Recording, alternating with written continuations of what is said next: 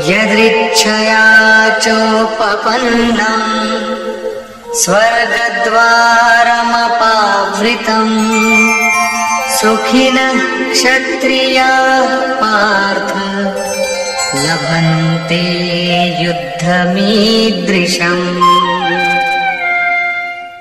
पार्थिव शरीर को ही रथ बनाकर अचूक लक्ष्य वेदी अर्जुन, स्वतः प्राप्त स्वर्ग के खुले हुए द्वार रूपी इस युद्ध को भाग्यवान क्षत्रिय ही प्राप्त करते हैं।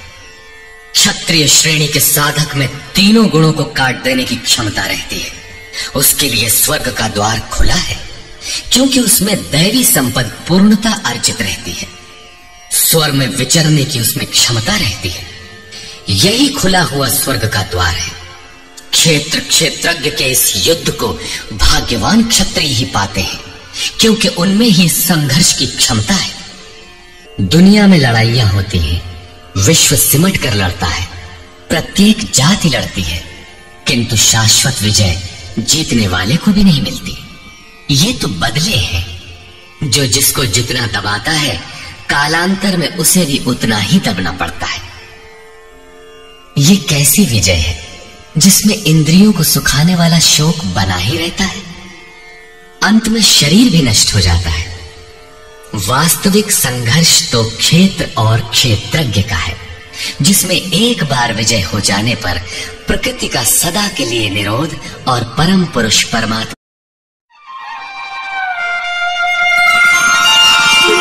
अथ चेत्त्वमिमं धर्म्यं संग्रामं न करिष्यसि ततः स्वधर्मं कीर्तिं च हित्वा पापमवाप्स्यसि। और यदि तू इस धर्मयुक्त संग्राम अर्थात शाश्वत सनातन परम धर्म परमात्मा में प्रवेश दिलाने वाला धर्म युद्ध नहीं करेगा, तो स्वधर्म अर्थात स्वभाव से उत्पन्न संघर्ष करने की क्षमता, क्रिया में प्रवृत्त होने की क्षमता को खोकर पाप अर्थात आवागमन और अपकीर्ति को प्राप्त होगा। अपकीर्ति पर प्रकाश डालते हैं। अकीर्तिं चापि भूतानि कथयिष्यन्ति ते व्ययाम् संभावितस्य चाकीर्तिः मरणादतिरिच्यते। सब लोग बहुत काल तक तेरी अपकीर्ति का कथन करेंगे। आज भी पदच्युत होने वाले महात्माओं में विश्वामित्र, पाराशर, निमि, श्रृंगी इत्यादि की गणना होती है। बहुत से साधक अपने धर्म पर विचार करते हैं, सोचते हैं कि लोग हमें क्या कहेंगे। ऐसा भाव भी साधना में सहायक होता है। इससे साधना में लगे रहने की प्रेरणा मिलती है। कुछ दूरी तक यह भाव भी साथ देता है। माननीय पुरुषों के लिए अपकीर्ति मरण से भी बढ़कर होती है। भयाद्रणादुपरतम् मंस्यन्ते त्वां महारथाः येषां च त्वं बहुमतो भूत्वा यास्यसि लाघवम्। जिन महारथियों की निगाह में तू बहुत माननीय होकर अब तुच्छता को प्राप्त होगा, वे महारथी लोग तुझे भय के कारण युद्ध से उपराम हुआ मानेंगे। महारथी कौन?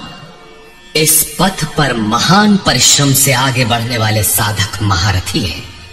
इसी प्रकार इतने ही परिश्रम से अविद्या की ओर खींचने वाले काम, क्रोध, लोभ, मोहादि भी महारथी हैं, जो तुझे बहुत सम्मान देते थे कि साधक प्रशंसनीय है, तुम उनकी निगाह से गिर जाओगे। इतना ही नहीं, बल्कि अवाच्य वादांश्च बहु वदिष्यन्ति तवाहिताः निन्दन्तस्तव सामर्थ्यम् ततो दुःखतरं नु किम्। वै बैरी लोग तेरे पराक्रम की निंदा करते हुए बहुत से न कहने योग्य वचनों को कहेंगे। एक दोष आता है तो चारों ओर से निंदा और बुराइयों की झड़ी लग जाती है। न कहने योग्य वचन भी कहे जाते हैं। इससे बड़ा दुख क्या होगा? अतः हतो वा प्राप्स्यसि स्वर्गम् जित्वा वा भोक्ष्यसे महीम् तस्मादुत्तिष्ठ कौन्तेय युद्धाय कृतनिश्चयः। इस युद्ध में मरोगे तो स्वर्ग प्राप्त करोगे। स्वर में विचरने की क्षमता रहेगी। श्वास से बाहर प्रकृति में विचरने की धाराएं निरुद्ध हो जाएंगी। परम देव परमात्मा में प्रवेश दिलाने वाली दैवी संपद हृदय में पूर्णता प्रवाहित रहेगी। अथवा इस संघर्ष में जीतने पर महामहिम स्थिति को प्राप्त करोगे। इसलिए अर्जुन, युद्ध के लिए निश्चय करके खड़ा हो। प्रायः लोग इस श्लोक के अर्थ में समझते हैं कि इस युद्ध में मरोगे तो स्वर्ग जाओगे और जीतोगे तो पृथ्वी का भोग भोगोगे। किंतु आपको स्मरण होगा, अर्जुन कह चुका है, भगवान पृथ्वी ही नहीं अपितु त्रैलोक्य के साम्राज्य और देवताओं के स्वामीपन अर्थात इंद्र पद प्राप्त होने पर भी मैं उस उपाय को नहीं देखता जो इंद्रियों को सुखाने वाले मेरे शोक को दूर कर सके। यदि इतना ही मिलना है तो गोविंद, मैं युद्ध कदापि नहीं करूंगा। यदि इतने पर भी श्री कृष्ण कहते कि अर्जुन लड़ो, जीतोगे तो पृथ्वी पा जाओगे, हारोगे तो स्वर्ग के नागरिक बन जाओगे, तो श्री कृष्ण देते ही क्या है? अर्जुन इससे आगे का सत्य, श्रेय, परम कल्याण की कामना वाला शिष्य था, जिसे सद्गुरुदेव श्री कृष्ण ने बताया कि क्षेत्रज्ञ के इस संघर्ष में यदि शरीर का समय पूरा हो जाता है और लक्ष्य तक नहीं पहुंच सके तो स्वर्ग प्राप्त करोगे। अर्थात स्वर में ही विचरण करने की क्षमता प्राप्त कर लोगे।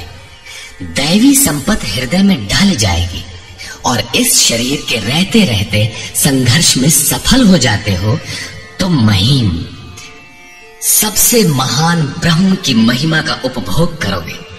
महामहिम की स्थिति प्राप्त कर लोगे। जीतोगे तो सर्वस्व, क्योंकि महामहिमत्व को पाओगे, और हारोगे तो देवत्व। दोनों हाथों में लड्डू रहेंगे। लाभ में भी लाभ और हानि में भी लाभ ही है।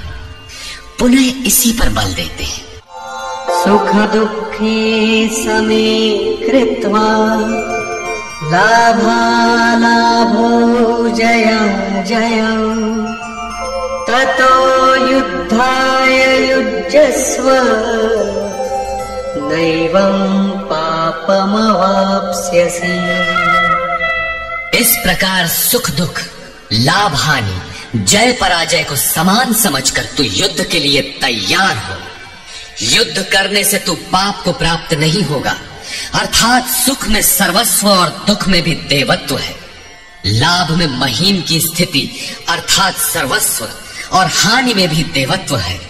जय में महामहिम स्थिति और पराजय में भी दैवी संपत्ति पर अधिकार है।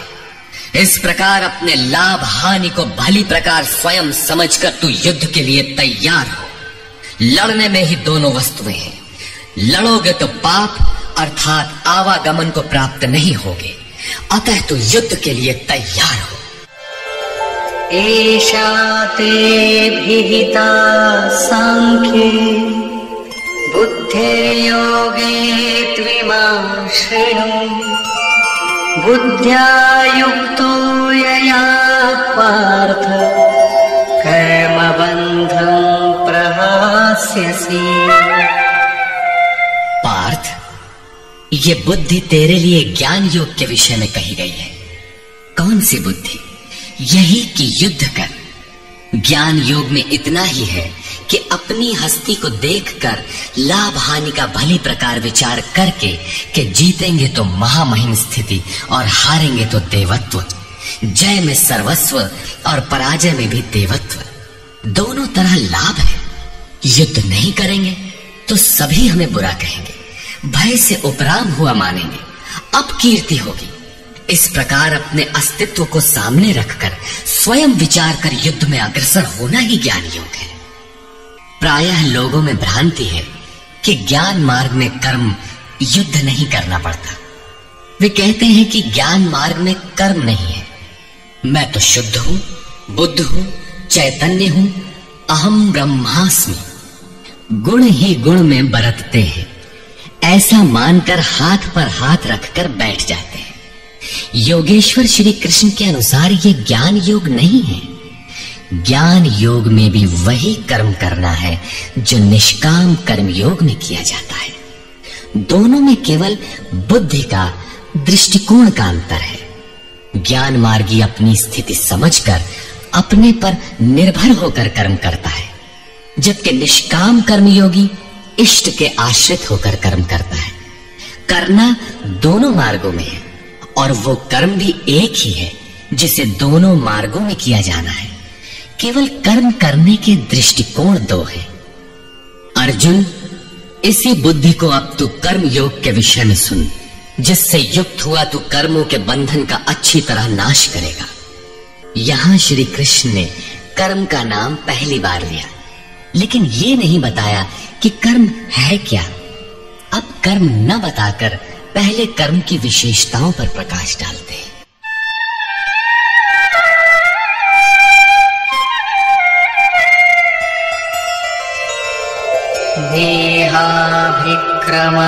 देहाभिक्रमनाशोऽस्ति प्रत्यवायो न विद्यते स्वल्पमप्यस्य धर्मस्य त्रायते महतो भयात्। इस निष्काम कर्म योग में आरंभ का अर्थात बीज का नाश नहीं होता, सीमित फल रूपी दोष नहीं है। इसलिए इस निष्काम कर्म का, इस कर्म से संपादित धर्म का थोड़ा भी साधन जन्म मृत्यु रूपी महान भय से उद्धार कर देता है।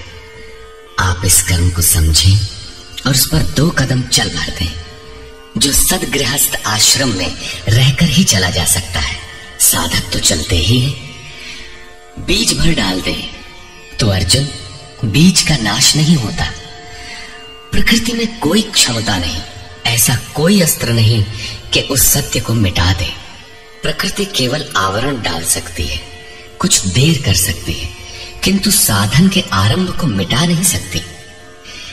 आगे श्री कृष्ण ने बताया कि सभी पापियों से भी बड़ा पापी ही क्यों न हो, ज्ञान रूपी नौका द्वारा निसंदेह पार हो जाएगा।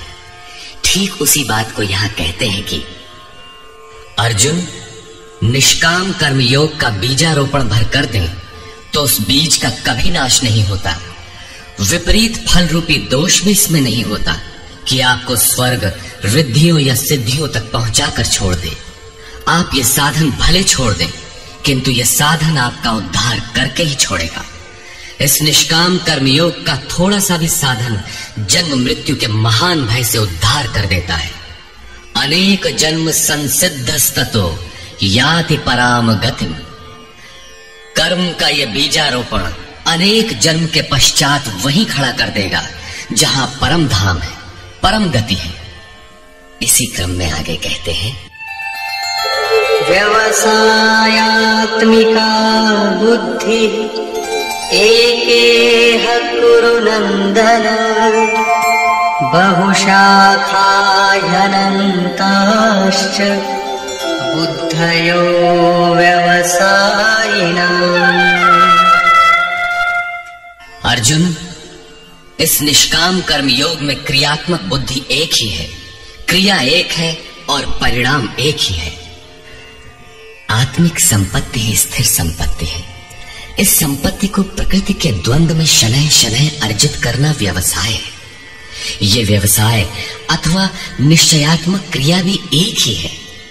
तब तो जो लोग बहुत सी क्रियाएं बताते हैं, क्या वे भजन नहीं करते?